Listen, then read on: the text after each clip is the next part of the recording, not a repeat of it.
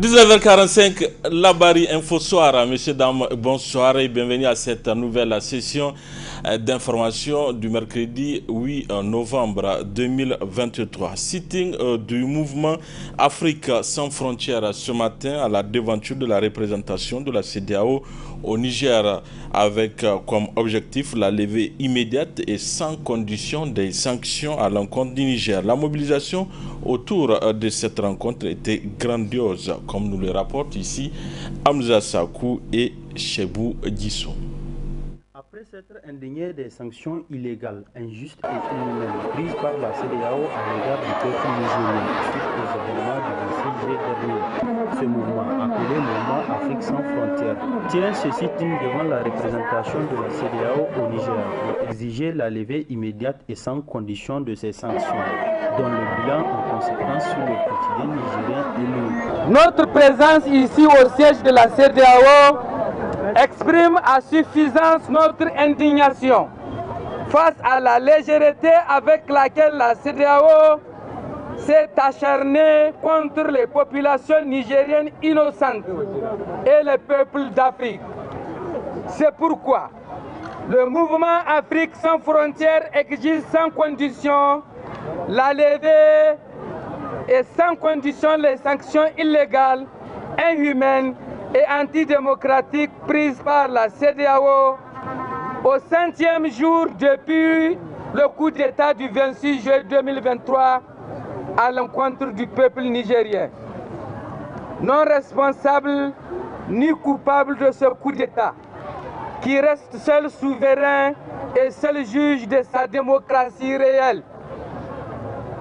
Nous rappelons que ces sanctions sont contre les buts de la Charte des Nations Unies, de la Charte africaine des droits de l'homme et des peuples.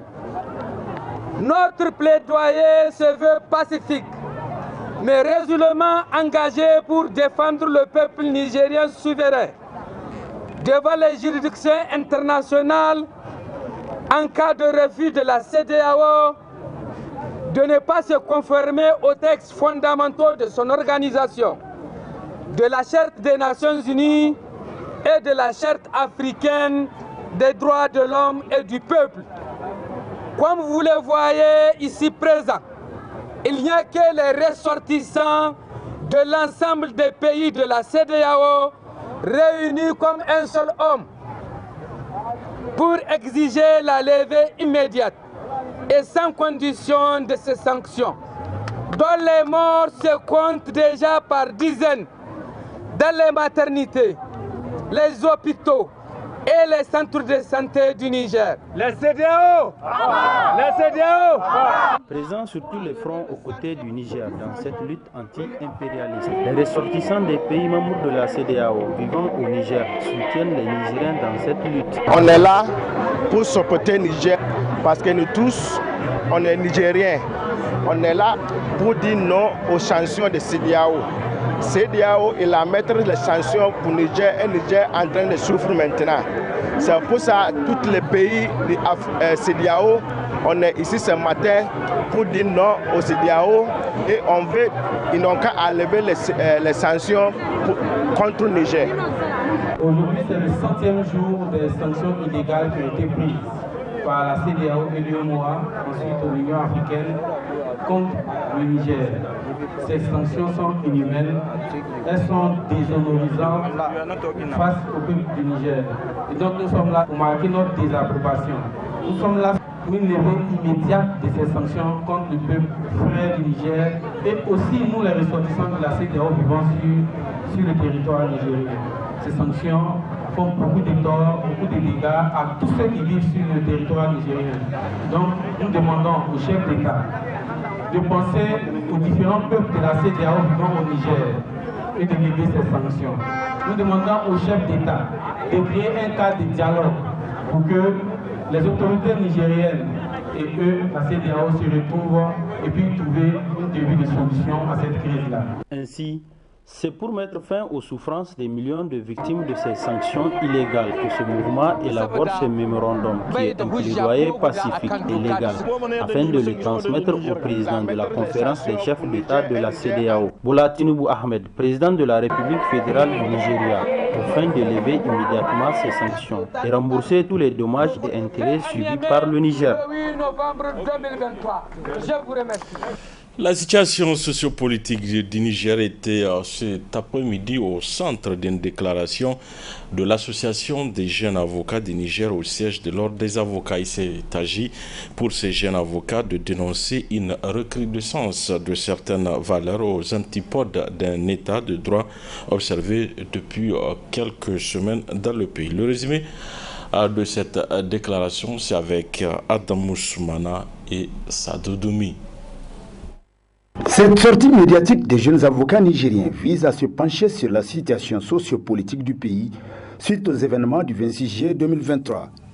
Ainsi, l'Association des jeunes avocats du Niger dit avoir constaté avec regret la persistance des arrestations extrajudiciaires des citoyens, l'incapacité de la justice à faire respecter et exécuter ses propres décisions, l'impossibilité pour nous les avocats d'assister certains de nos clients victimes d'arrestations extrajudiciaires.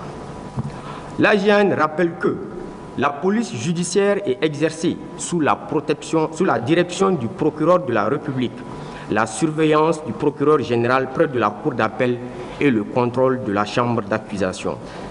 Article 12 et suivant du Code de procédure pénale.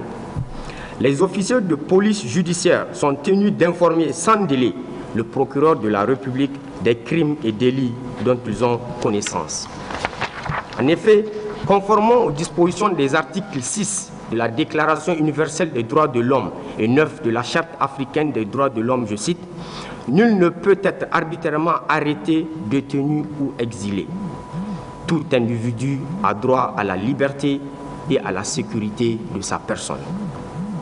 Nul ne peut être privé de sa liberté sauf pour des motifs et des conditions préalablement déterminées par la loi. » Aussi, l'article 5 du règlement numéro 05/CM/UEMOA relatif à l'harmonisation des règles régissant la profession d'avocat dans l'espace UEMOA dispose que les avocats assistent leurs clients de leurs interpellations durant l'enquête préliminaire dans les locaux de la police, de la gendarmerie ou devant le parquet. Suite à ces constats amers, l'AGN demande au CNSP l'arrêt des interpellations et privations de liberté extrajudiciaire, le respect et l'exécution de toutes les décisions de justice exécutoire, la garantie à tous les détenus le droit à un procès équitable qui implique le respect du droit à la défense.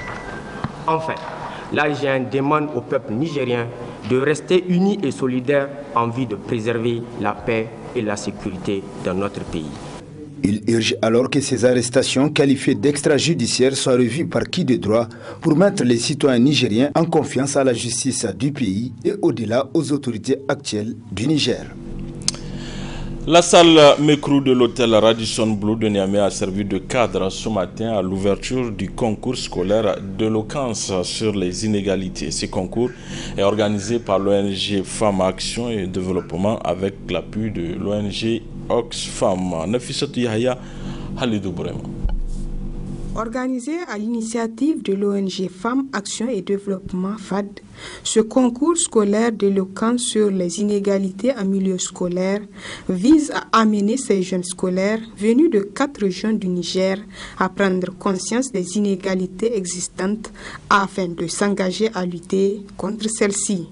À travers cette initiative, nous visons à engager les jeunes dans la lutte contre les inégalités. Nous visons à les amener à prendre conscience de l'existence de ces inégalités, mais nous visons à les amener à impulser le changement en matière d'inégalité. Car les jeunes sont l'avenir de demain, les jeunes sont les acteurs de demain, les jeunes sont les moyens les plus rapides pour impulser un changement. Donc c'est pourquoi nous avons identifié 24 jeunes de 4 régions pour pouvoir les édifier sur les inégalités, mais aussi les amener à lutter à travers leurs propos, leurs arguments pour mettre fin à ces inégalités au Niger et surtout celles en milieu scolaire. La prise de parole parce que nous estimons que ces jeunes sont davantage victimes de ces inégalités et à travers l'expression de leurs émotions, de leurs ressentis sur cette thématique, ils pourront davantage toucher la sensibilité des personnes qui peuvent agir. D'où le thème de cette activité qui est la plaidoirie pour mettre fin aux inégalités. On estime que les jeunes, à travers leurs propres mots, peuvent expliquer ce qu'ils ressentent et plaider en faveur de ce qu'ils veulent pour réduire et mettre fin à ces inégalités. Cette activité, il faut le rappeler, entre dans le cadre du projet renforcement des bonnes pratiques et mobilisation citoyenne en faveur des politiques publiques adaptées à la réduction des inégalités au Sahel. Ce projet est mis en œuvre par l'ONG FAD au Niger avec l'appui technique et financier de l'ONG Oxfam. C'est un projet de lutte contre les inégalités, donc un projet régional qui est mis en œuvre dans 4 pays, dont le Niger, le Burkina Faso, le Tchad et le Sénégal. Et comme je l'ai dit, un projet de lutte qui lutte contre les inégalités. Et nous, quand on parle de lutte contre les inégalités à Oxfam, on vise en tout cas 3 volets. Donc il y a un premier volet lié à l'amélioration de l'accès aux services essentiels, éducation, la santé et la protection sociale. Un deuxième volet qui porte sur la mobilisation des ressources, que ce soit locales ou en tout cas nationales ou même internationales. Donc quand on parle de mobilisation des ressources au niveau local, on parle de mobilisation en tout cas des impôts au niveau local, inciter les populations à payer l'impôt, mais également inciter aussi les communes à en tout cas mieux utiliser l'impôt en tout cas qu'elles collectent, utiliser l'impôt en tout cas vers les services sociaux de base. Quand on parle aussi de mobilisation à l'échelle peut-être nationale ou même internationale, c'est plus d'inciter les multinationales en tout cas à payer davantage les taxes et que ces taxes puissent servir aussi à investir sur les services sociaux de base au niveau des pays du Sahel.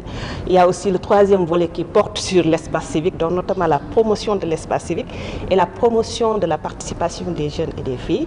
Et c'est dans le cadre de ce troisième volet aujourd'hui que s'inscrit cette activité de FAD qui porte sur un concours d'élégance sur les inégalités. Les épreuves de ce concours ont duré toute la journée, concours à l'issue duquel l'équipe ASNA de Tawa remporte le premier prix de cette première édition. Place à présent à notre rendez-vous hebdomadaire de la chronique juridique qui traite aujourd'hui du référé, un sujet abordé par maître Ahmed Maman, avocat à la Cour. Très bonne réception à vous.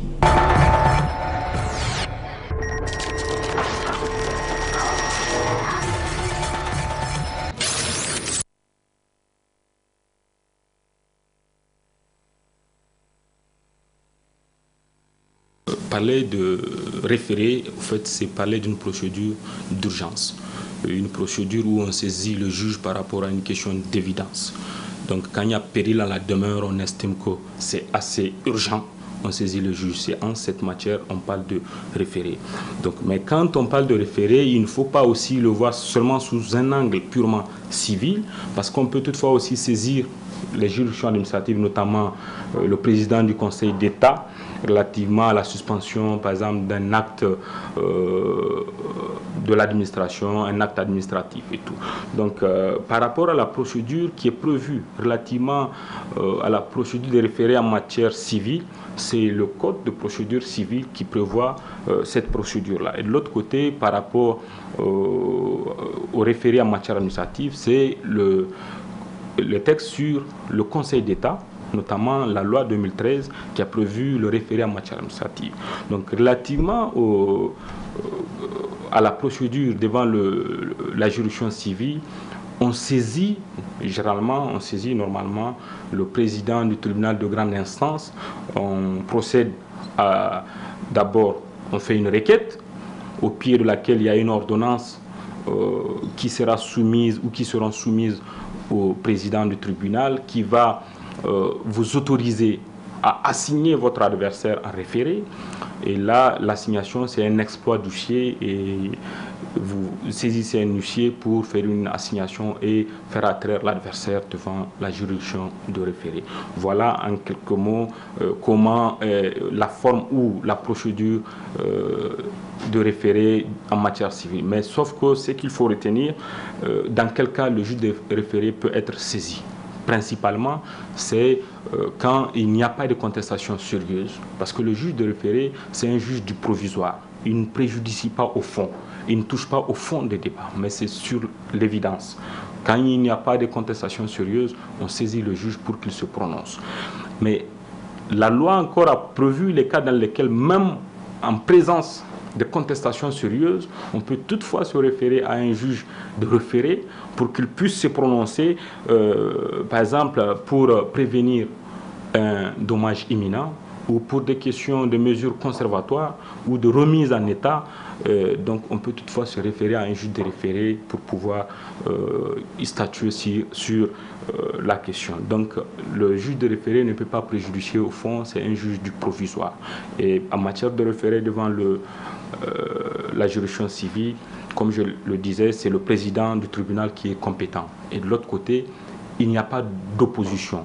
Par exemple, même quand vous vous absentez, vous ne vous présentez pas à l'audience, une fois que la décision est rendue, vous ne pouvez plus faire opposition. La seule voie qui vous est offerte, c'est de faire appel dans 15 jours pour saisir le président de la cour d'appel qui va statuer sur votre demande et qui est compétent pour statuer en matière d'appel.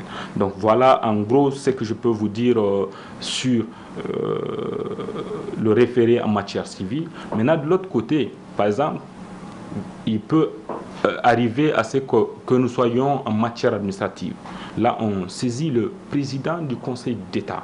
C'est soit lui qui statue ou bien un conseiller d'État qu'il aura désigné qui peut statuer sur la demande. Maintenant, là aussi, c'est à des degrés différents ou c'est des cas différents.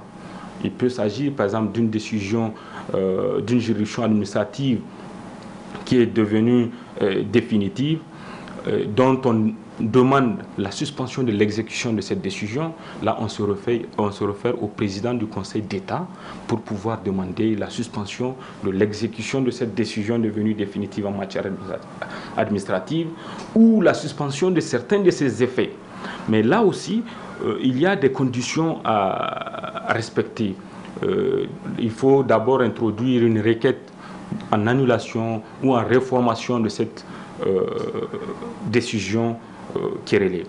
Donc, en dehors de décisions rendues par des juridictions administratives, il y a aussi des actes administratifs qui peuvent aussi être attaqués ou dont on peut demander leur suspension devant le Conseil d'État, devant le président du Conseil d'État.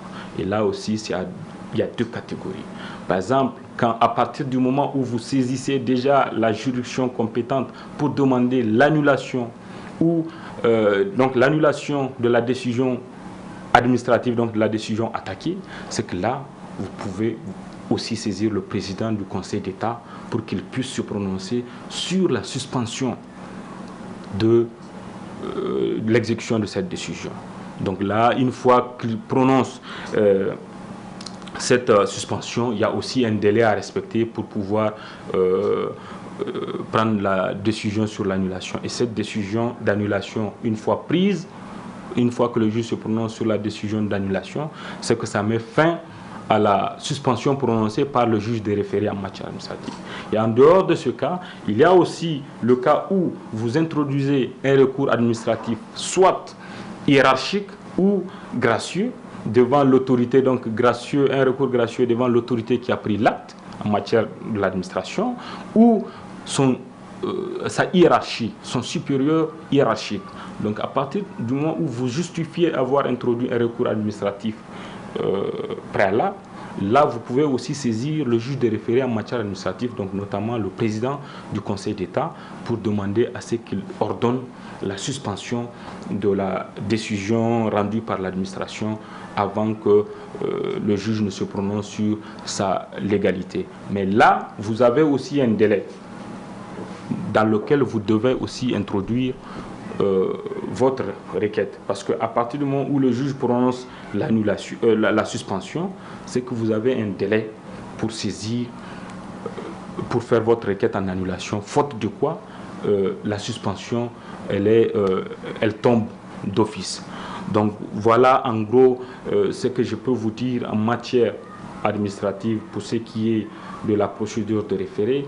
Et là, ce qu'il faut retenir, c'est qu'il n'y a pas de voie de recours, il n'y a pas d'appel à faire, il n'y a pas d'opposition à faire. À partir du moment où le juge de référé en matière administrative, donc notamment le président du Conseil d'État, se prononce, c'est que vous êtes obligé de vous en tenir à cette décision. Il n'y a pas de voie de recours.